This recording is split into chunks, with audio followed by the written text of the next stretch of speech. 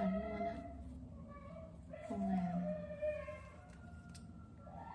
Cái trà đó thì chỉ bắt đầu mio để hết ông ngồi năm còn bé tí, anh mình đi bắt đầu ông ngồi mình còn bé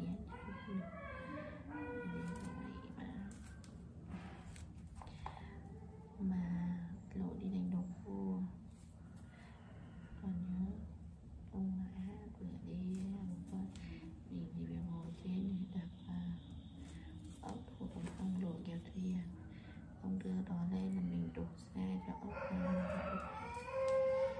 tẩy ra lớn lên tự lộ tự đi được luôn, thành chỗ nào phải nhớ chỗ đấy.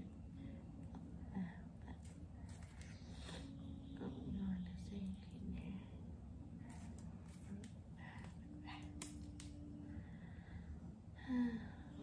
mà mình đến đi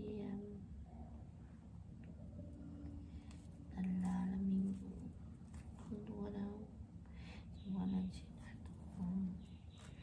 Thế là em nói cái gì thì đúng là cô Lan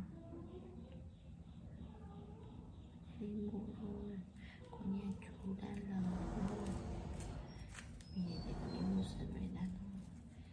Mình cũng phải tạp chứ, lộ hoa thêm chứ, ốc điểm tiền để nào bố lúc bố chứ để xuống bây giờ làm gì đứng xuống để đọc là năm nay 30 ai chị ạ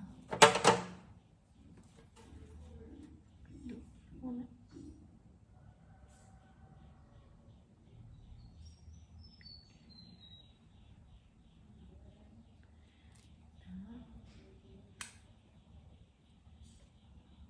Bên này thì đi mua là đâu như vậy, bên này thì hơi xa nha, bên này